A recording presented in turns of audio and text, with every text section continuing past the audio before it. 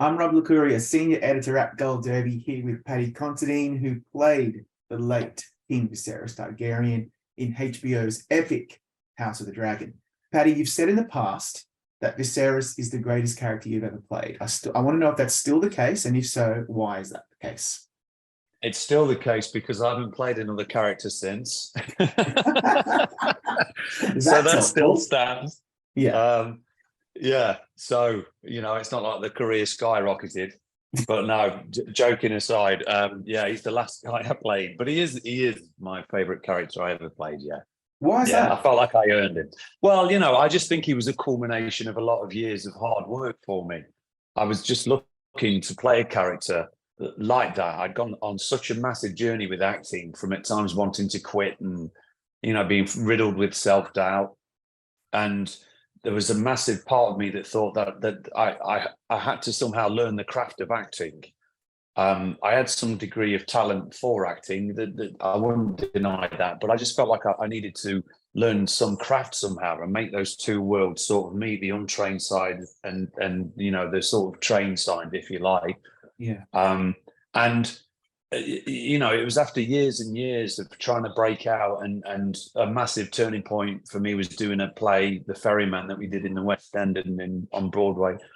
And I don't know, I think that became my acting school, where I learned a lot of stuff about myself, as a performer. And I feel like without that, I wouldn't have been able to play Viserys the way that I did. I think he just came along at the right time, where I got enough experience and confidence to be able to just really jump in and play him quite fearlessly, I suppose. Yeah, and I mean, you had the eyes of the world on you because it was such a highly anticipated series, and you could have just been a complete and utter disaster. Thank God you weren't. So let's just think back to the season, because Viserys is wise and stoic as a leader, but by episode 8, Lord of the Tides, the monarch in his twilight withers away in agonizing pain. I always wonder, what do you typically do in pre-production and I guess during production to prepare for such a pivotal role in the series, in such an anticipated project where you're really going to have to do some pretty heavy lifting? Yeah, I tried with regards to the heavy lifting. I tried not to take that on too much. I realized that I couldn't play the show, and I couldn't carry that on my shoulders. It's bigger responsibility for just me. There's a lot of more people involved in it, So I had that word with myself early on. I thought, well, if this fails, then it can't be on me. There's a lot of us in there. We'll take the hit together. But I'll be really honest with you. I never felt it would fail. And I'm being sincere. I at the time that I got offered the part of Viserys, I was actually steeped in watching Game of Thrones, and so when I got the scripts for House of the Dragon, the one of the things about it was great. It was not only the opportunity to play this character, but I thought, okay, this isn't some kind of spin-off. That's this isn't fan service where there's a few Easter eggs here and there. And I thought, no, this is a really great family story, and a story about a very dysfunctional family. But I thought that it was very much within the same sort of, it'd been given the same respect as Game of Thrones had. And I knew that they were serious about it, and I thought it was going to be okay.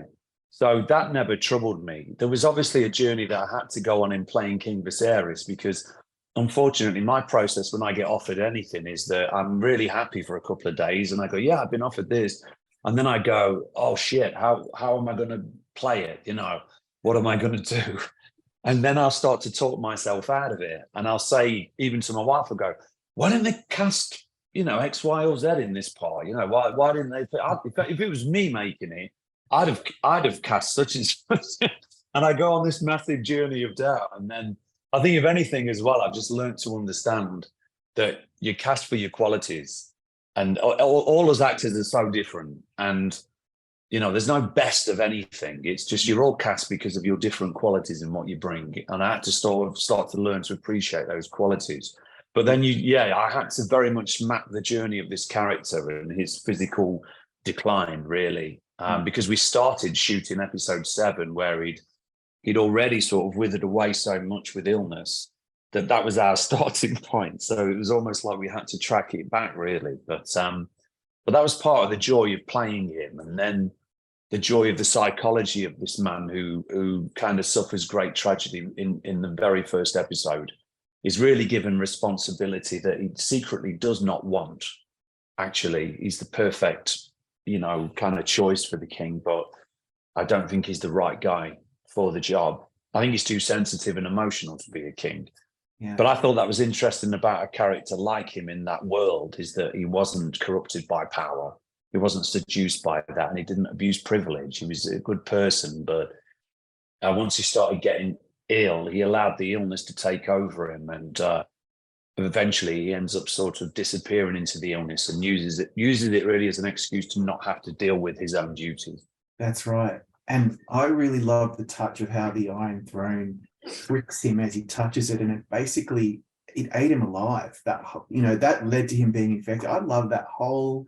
It's so Shakespearean to me. What did you think of that whole story arc? Were you impressed with the way they were able to put that together? I loved that. I loved that about him. I did see him as I saw him as a Shakespearean character, and I never once thought that I'm in this world of dragons and magic and whatever else. I just thought, you know what? If you really believe this, then I think if you believe the relationships and the people on the ground, then you get your dragons, and then you get everything else. But if this is believable, then it gives you license to sort of go wherever you want. And I thought it was a really interesting thing that this throne is almost a sort of cursed magical property that will reject you if you're the wrong person for it. And I love the fact that he never got corrupted by the crown, but he did get corrupted by the actual seat itself, in that it kind of infected him and took over his entire body. And I thought that was just an interesting interesting thing to play story-wise, that the very seat he's on has rejected him too.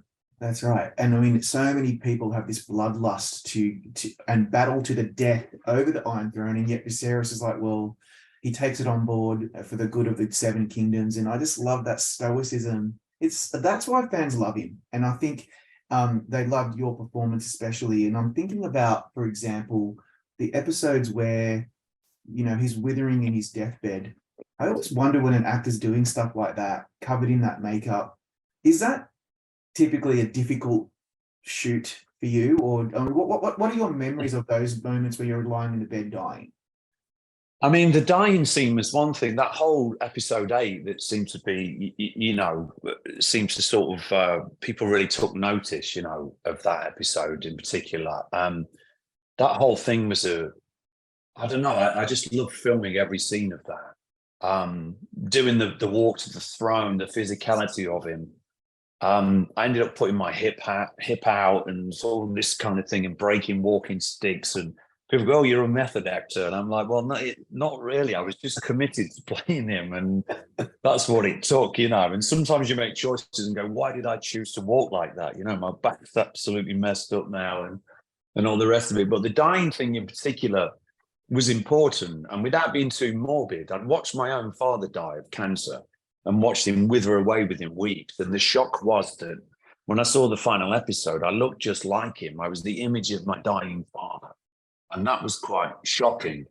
The real thing that happens, because you can do all that dying acting, but watching someone sort of hanging on to life and then letting go, it's quite a profound thing to see. And I suppose, I was able to sort of tap into that, really.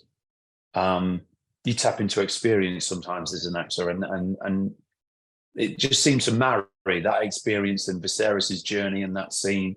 But at the same time, you're there to tell a story. And in that moment of him dying, I'd had a word with Geeta, who directed the episode, and we'd spoken about his death and all this. And I said, well, I know what happens when he dies, and I know what he sees when he dies. And she said, well, what's that? And I said, well, I'm not telling you. I'm not going to tell you. I don't want to tell anybody. I just carried this secret of this broken-hearted man all through his life, that in his dying days just wanted to be reunited with the love of his life, who was Emma, who died in the first episode. Yeah. So it led to this moment of improvisation where he reaches out to touch her face that's in his mind over and above him. And he just says, my love, as if he's come, and then they and then he passes over. And that seems to be a moment that resonated a lot with the fans of it. But with regards to lying in the bed and pretending you're dying, it has a weird physiological effect on your body, because at one point the nurse came and my oxygen levels had dipped right down because my breathing had got so shallow and so sort of like slow. And after a couple of days of it lying there, so we had to sort of get me off every couple of hours or so out of bed and fill me up with oxygen again and go back in. And no, it's very dangerous stuff, Rob. I can't. You did get back out. You almost died. I mean, that's real dedication, mate, I must say. And by the way, we are of a similar age. I know that I can do my back out walking down the stairs. So I get it. It's like, we're getting old, right? I'm sorry. Yeah. But anyway, I loved a lot of your interactions with like Millie and Emma, for example, but I really craved those moments between you and Matt Smith. And I'm just wondering what you most valued about him as a scene partner. I think it was, Matt had said quite publicly, which was really flattering, and I loved it, that he got involved once he heard I was involved. And that really sort of humbled me. I thought, wow, I'd never met Matt before. And there was something really sort of touching about that to me. So I knew that I was going to go in there with somebody and we were going to do the work. Sometimes you meet somebody and you kind of, clash is the wrong word. You've got chemistry and you're there to do the work and you want to reach in and get the best out of each other. And I think that's what we did when we performed together. There was this sense of raising our game a bit. And not in a sort of naff, wankery way either. It was always about the work and always about making the scenes just that bit, I say better, just diving deeper than what's on the page sometimes.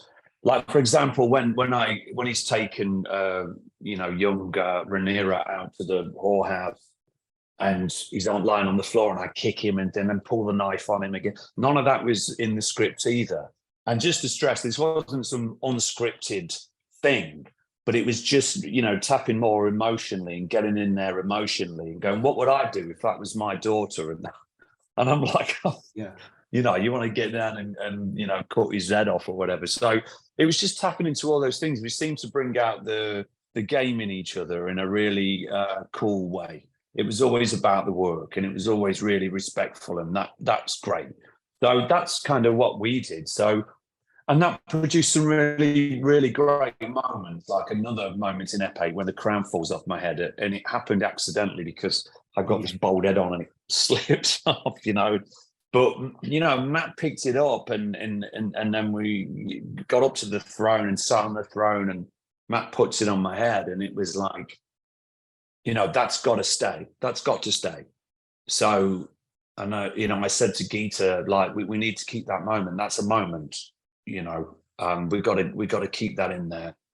And so, just to make damn sure every take, I just kind of made sure that it fell off my head. So, they can't cut around it because you never know. But Geeta was great like that. She saw the moments and, allowed them to be. So I think that's one of the really lovely things about episode 8 as well, is like a lot of the times you do the work and it's not in there.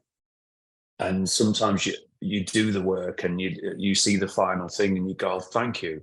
All I ever was doing was trying to honor the story and the character. I wasn't trying to make myself any greater in these moments or stamp any kind of authority. It's always about the story, and all those moments stayed in. So that was great.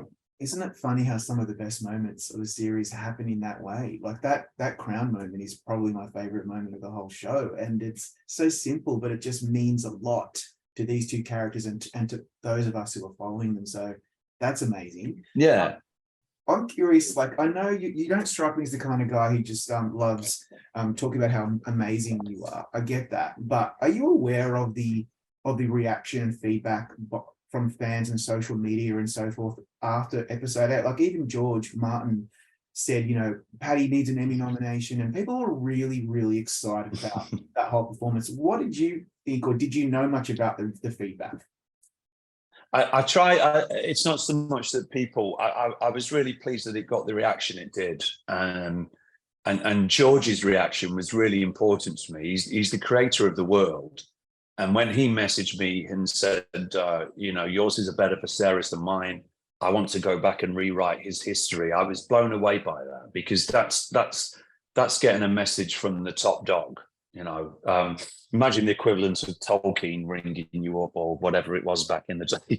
And you imagine, even if you got a nod from somebody like as revered as I did with Stephen King, you'd just be like, wow.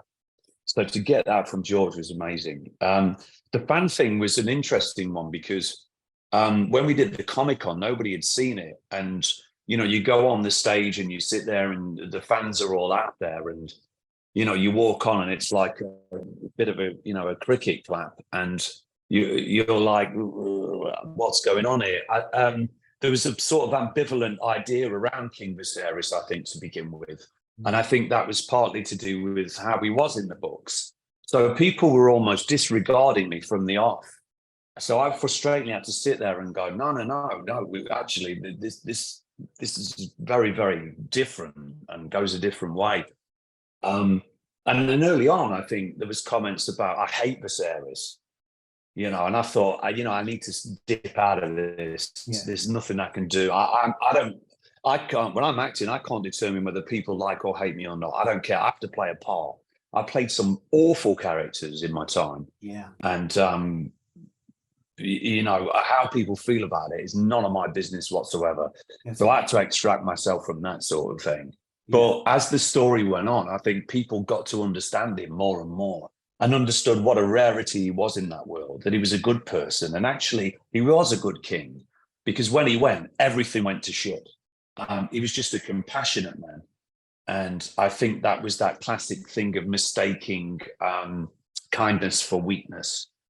But he was actually a good man, a strong man, and he was actually a good king and a good human being, a good Targaryen, whatever they are, or the human.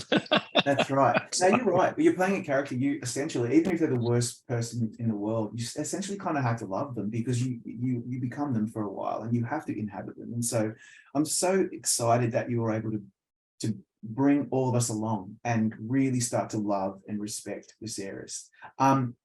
And this is briefly my last question. It's not a House of the Dragon question. It's something I remember like it was yesterday when you made your feature directorial debut with Tyrannosaur, because it was about 10, 12 years ago or something now. And I interviewed Olivia Colman for it. Back then, I didn't really even know who she was. Now she's, one of the greats. And I was so moved by that film and what you were able to achieve on it. When you look back on that chapter in your life, what comes to mind? I don't know. I just had a sort of that film was something within me that wanted to be made. It's like it told me it wanted to be made, so I listened to it. It was a really interesting time creatively. There was a lot of things going on.